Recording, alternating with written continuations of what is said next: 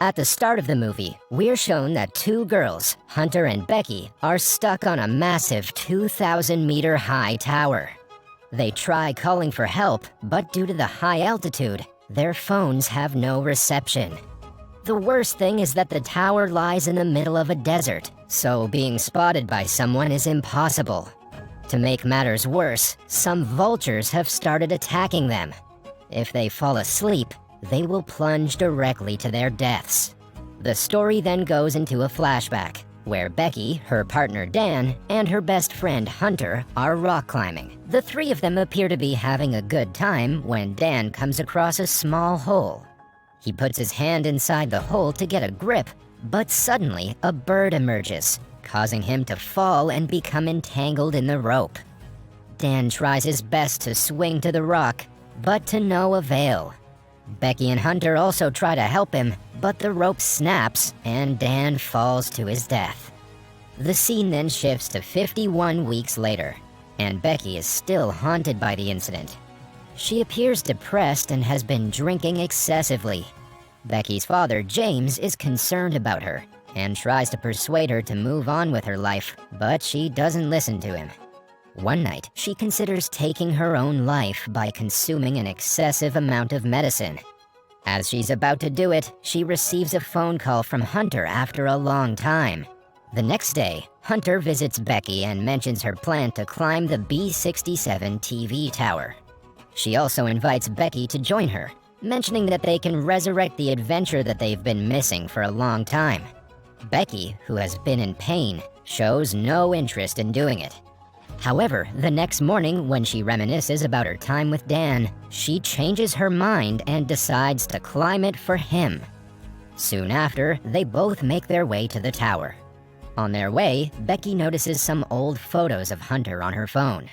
As she scrolls through the photos, she notices one with a man's hand on Hunter. Becky inquires about the man, but Hunter doesn't reveal any information. Just then, Becky receives a phone call from her father, but she doesn't answer it. After a long drive, they stop at a motel to spend the night. While having their dinner, Becky learns that Hunter is now a vlogger and that she earns sufficient money to travel to new places.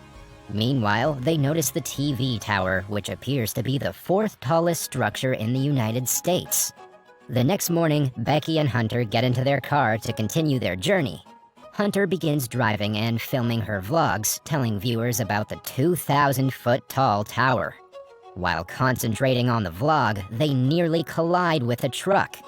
After a while, they arrive at the tower area, but the gate is closed with a danger sign. Regardless, they decide to abandon their car and begin walking through the deserted land. On their way, they notice vultures eating animal flesh, which Hunter documents in her vlog. She also uploads the animal's photo on social media, where it quickly gains numerous likes. A few moments later, they arrive at the tower, and Hunter resumes her vlogging. On the other hand, Becky becomes terrified of climbing as she's reminded of her past. She considers giving up, but Hunter persuades her to face her fears. Hunter then connects her rope to Becky's and begins climbing through the ladder inside the tower. The entire tower appears to be rusted, the ladder appears shaky, and the nut bolts are loose. While Becky is climbing, one of the metal rods of the ladder breaks, causing her to be terrified. Despite this, she gathers her courage and continues her ascent. Eventually, they reach the halfway point and notice that the city looks like a toy town. They take a brief break, drink some water, and then resume their ascent.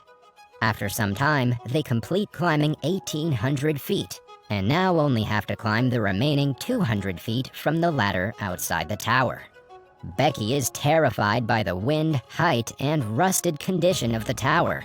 She requests Hunter to return back, but the ladder simply tells her to keep going. Following this, they begin climbing the outside ladder, which appears to be even more dangerous than the previous one. Soon after, they notice discs on their way and have to make their way from the side of the ladder. Hunter easily overcomes the obstacle and assists Becky in passing it. The wind grows stronger as they climb up, making Becky even more terrified.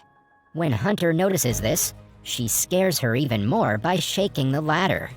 This causes the nut bolts to loosen, and one of them falls out. Fortunately, it has no effect on the ladders, and the two of them continue to climb. Before reaching the top, another nut bolt falls off the ladder. Finally, they reach the peak and begin taking photographs and videos. Still, Hunter is not content, so she grabs her drone to get better shots. Soon after, she hands over the control of the drone to Becky and hangs herself from the ledge in order to gain popularity. She then climbs back up and instructs Becky to do the same. When the latter hears this, she is taken aback and refuses to do it. However, Hunter persuades her, claiming that it's the only way for her to overcome her fear. Becky then takes Hunter's hand in hers and slowly hangs herself from the tower's ledge. At the same time, Hunter takes some selfies and pulls Becky up before the hands slip. After this, Becky blows away Dan's ashes and waves a final goodbye to him, creating an emotional moment for both of them. Now they decide to return, so they attach their harnesses and Becky goes first. But as soon as she climbs down, the ladder breaks, causing her to fall. Fortunately, Hunter grabs the rope and manages to pull Becky up. After the near-death experience, they both laugh like maniacs. However, their laughter quickly fades away when they notice that the ladders are no longer there. They check their phone, but it has no signal. They also notice that their bag, containing water and supplies, has fallen on the disc. In the tower, they discover binoculars and a flare gun, but they are useless. As a result, Becky panics, but Hunter calms her down by saying that the sound of the ladder falling must have been heard by someone. She also persuades Becky to wait until someone comes to their aid. As soon as the two are brainstorming ideas to escape the situation, Hunter notices a large cut on Becky's leg from the previous fall, so she immediately ties her shirt around the wound. After some time has passed, Becky begins interviewing Hunter, asking her why she began vlogging. Hunter responds that she started it because of Dan, creating a suspicion in Becky's mind. A few hours later, Hunter checks her phone and recalls posting the animal's picture earlier. She believes there's a signal at a certain height. She gets an idea, so she prepares a help post, ties her phone with a rope, and sends it as far down as she can, hoping that it will receive the signal and her post will be uploaded. However, their attempt fails. Despite this, they're confident that there's a signal at the base, and decide to throw the phone down so that the help post can be uploaded. Hunter then puts her phone into her shoe and pads it up with her socks and push-up bra. After this, they throw the shoe and wait. Just then, Becky notices a 143 tattoo on Hunter's feet. It's revealed that Dan used the code 143 to express his love. A short time later, Hunter notices a man and a dog at the base of the tower.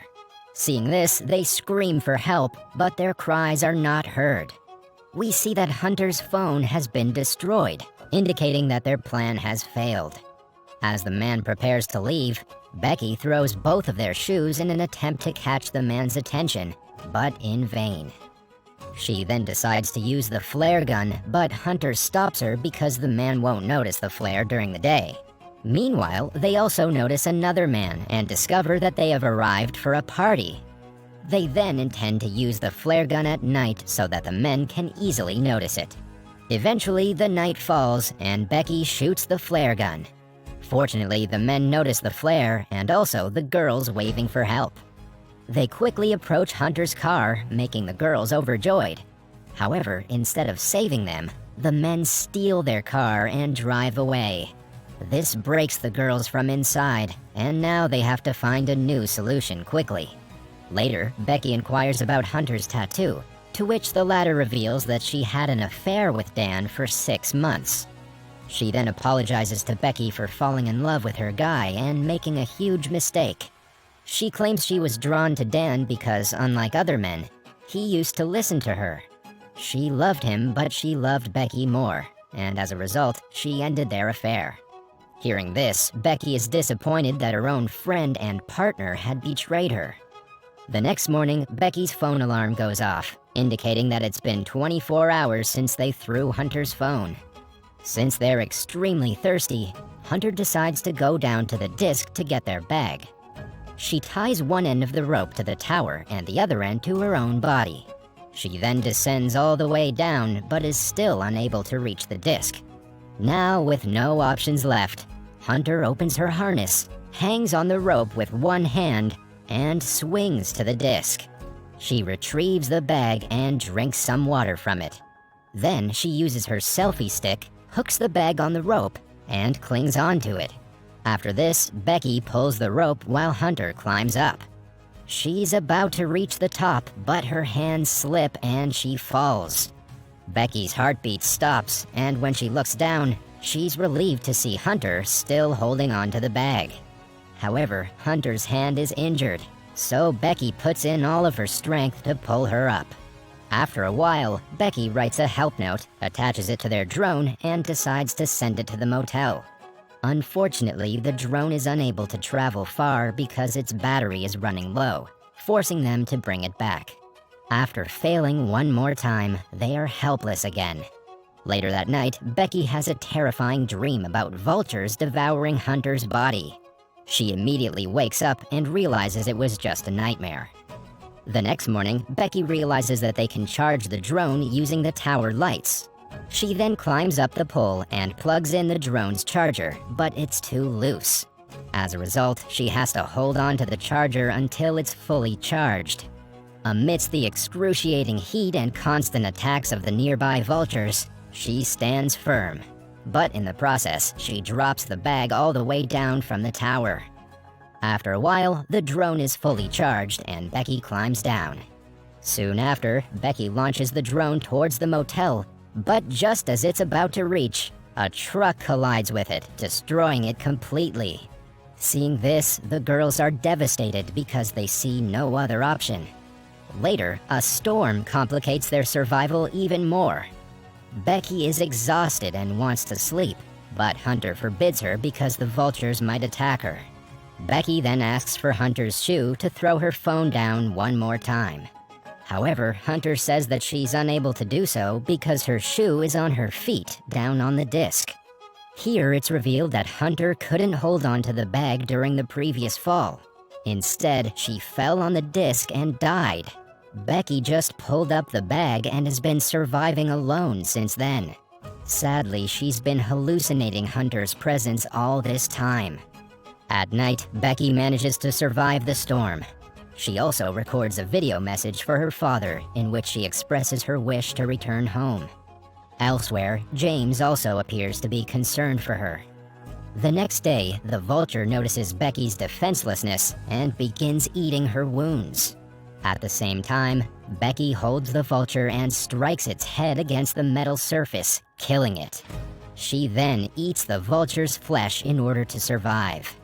Upon generating some energy in her body, she ties herself with a rope and jumps down on the disc where Hunter's body is lying. Following this, she sends a message to James and places her phone in Hunter's shoe. This time, she puts the shoe inside Hunter's body and throws it down. Later at night, James receives the message and immediately dials 911. He rushes to the scene and discovers the police transferring the dead body. Seeing this, he sobs, thinking the body belongs to Becky. But soon he's relieved to see his daughter alive. Finally, the father and daughter reunite, creating an emotional moment. That was all from the video. I hope you liked it. Subscribe for more content like this, and hit the like button to help us out. Also, leave a comment if you want us to recap your favorite movie. Until next time, take care.